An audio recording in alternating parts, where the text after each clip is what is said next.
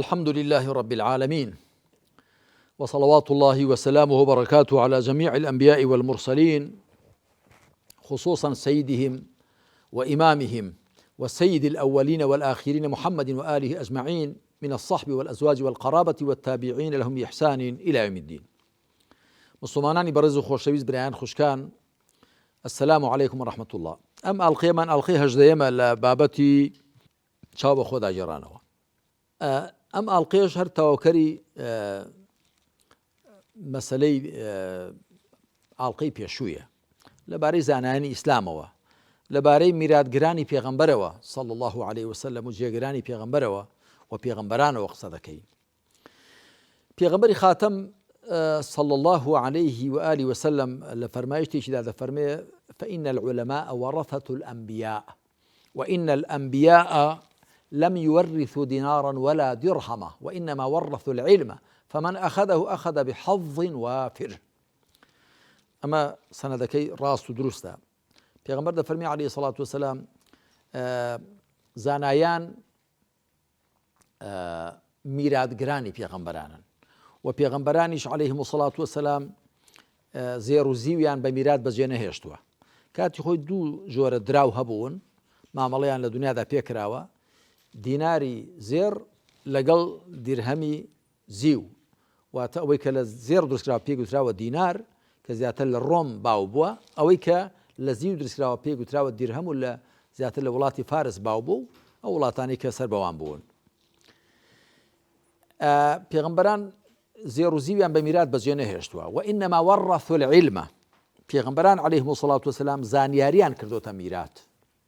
فمن أخذه أخذ بحظ وافر، هەر کەسێک زانیاری وەربگرێ پشک و بەشێکی گەورەی وەرگرتووە، زۆری وەرگرتووە. زانیاری واتە زانیاری چی؟ بەتەئکید مەبەست پێ زانیاری وەحیە. ئەگەرنا زانیاریەک کە لە عەقڵ سەرچاوە دەگرێ و لە پێنجشەستەکانەوە و لە ئەزموونی ئینسانەوە، ئەوە زانیاریی هاوبەشە بۆ هەموو خەڵک، تایبەت نییە بە پێغەمبەرانەوە. ئەو زانیاریەی تایبەتە بە پێغەمبەرانەوە عەلەیهیمو الصەڵات وەسەلام، ئەو زانیاریە کە لە ڕێی وەحیەوە هاتووە، زانیاری خوا.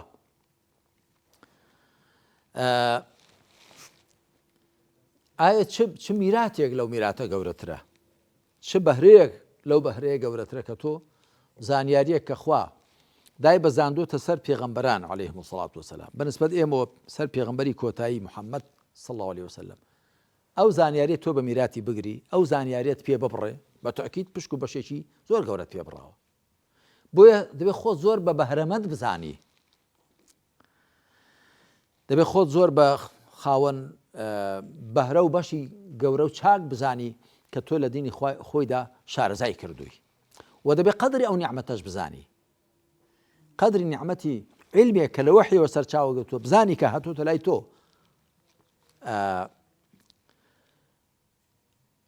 من لێرەوە دەڵێم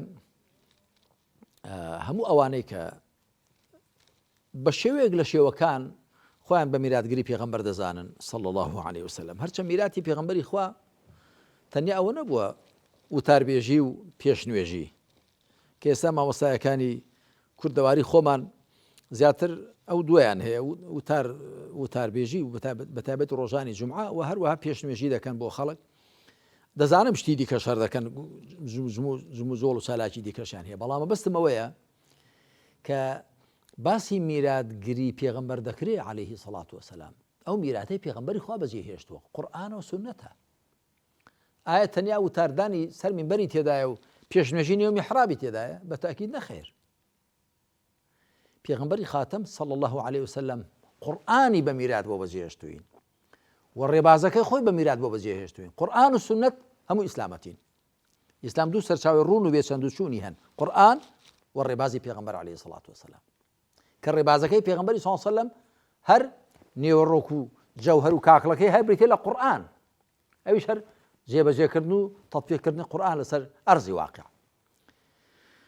بۆیە مامۆستایان دەبێت لە خۆیان وریابن، بزانن کە ئەگەر ڕاستکەن لەگەڵ ڕێبازی خۆیاندا، لەگەڵ ئیشەکەی خۆیاندا، پێگە و پلیان زۆر بەرز دەبێ ئینشاءالله لای خوا و لای خەڵک. یەک.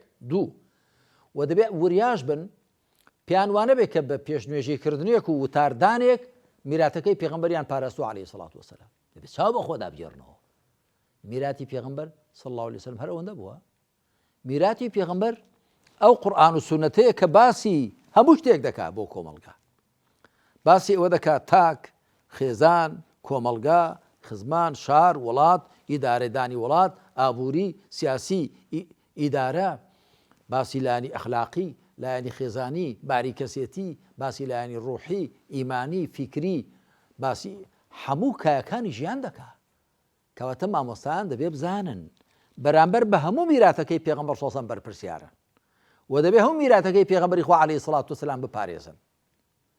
ئەگەر نا تەنیا بە پێشنوێژیکردنێک لە میحرابەکەدا و بە وتاربێژێک لەسەر مینبەرەکە مەداریان ساز نابێت. بۆیە من ئەو کتێبەی لەو بارۆ نووسیومە 6 شایستەی مینبەر و میحرابە باسم کردووە کە کەسانێک شایستن بچنە سەر مینبەری پێغەمبەر صلی الله علیه و سلم و لە میحرابی پێغەمبەردا بوەستن کە شتەکانی دیکەشیان تەواو بێ، نەک تەنیا وتاردانیان هەبێ پێشنوێژیکردنیان هەبێ. ئەوە لەلایەکی دیکە دەبێت خەڵکیش بزانێت سەنگی مەحەک و پێوەر و تەرازوو بۆ هەڵسەنگاندنی هەر کەسێک بریتێ لە قورئان و سونەت. زانین ئەو مامۆستایە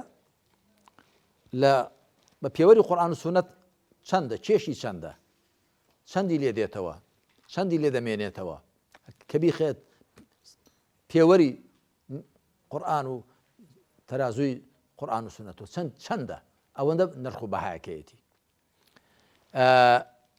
و دەبێ بزاندرێ خەڵک بزانێت کە مامۆستایانیش مرۆڤن وەکو هەموو مرۆڤەکانی دیکە. بۆیە ئەگەر هەڵۆکەم و کوڕێکیان لە مامۆستایەک بینی با بەرامبەر بە ئیسلام بەدبین نەبن، با بزانەوە ماڵی قەڵب و سەر بە خاوەنێتی مامۆستایەکە هەڵی کردووە. بەڵام ئیسلام هەمووی حەقە، هەمووی ڕاستە، هەمووی چاکە، هەمووی پاکە.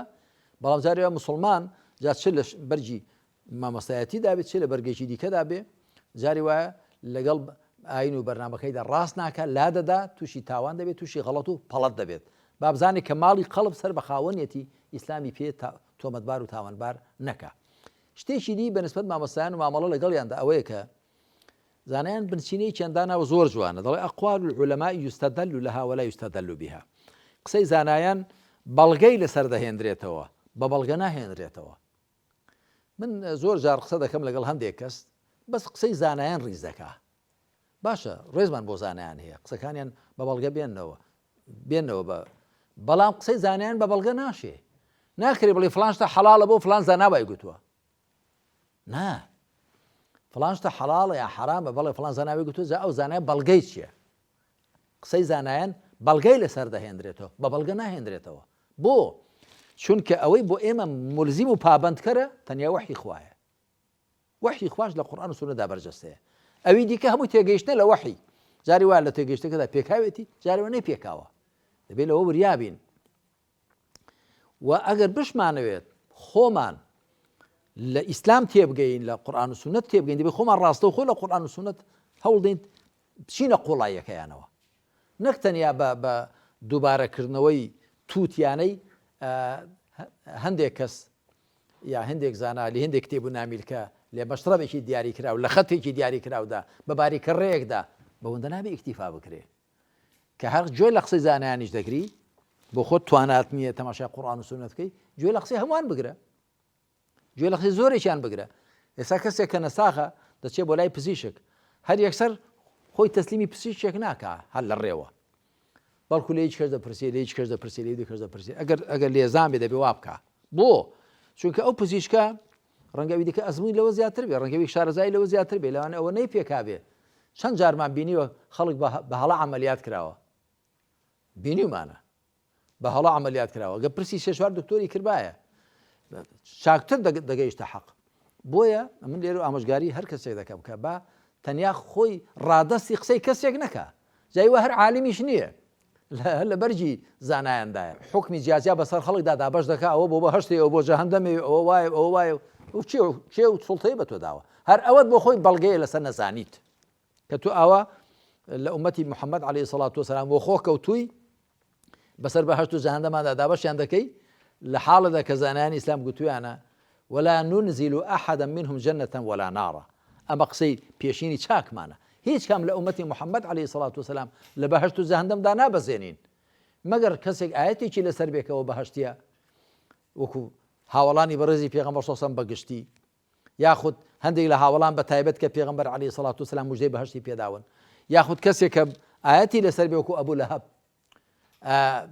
ياخد بقشتي بلي أهلي كفر أهلي دوزخن أقرناد دروس نيل خورا لأمتي محمد عليه الصلاة والسلام كوي تقى دابش يعني كي بسر بهشت دوزخ دا أصلا شيء ما في بتو داوا أو بخود بلغي لسر أو كسي شي نزانا وكسي شي بأجايا وفري بسر ميراد قراتي بيغمبر ونية صلى الله عليه وآله وسلم بويا لما ملا لقل زانان دا دبي وريابين من دبيستم هنديكس هرو هنديك جنزولا وأواني لخوي آلاندوا و واشي لي حالي كردون كهر أول دين دزاني كل حال درنجة هيش لي نزاني فقيرة كولوار ونخوان دوارة من جملة قصي هندي كذبوا هيش بسر هيش وني نزماني عربي توا نن آيات براز دقين توا نفلا فرمودك شاكتي جيشتوا أود تبي خلق وريابه خود تسليمي كاس مكة جيلو بقرة لويش بقرة أو باشترد بودر دكوي نك خود رادسي كسي بكي بدياري كراوي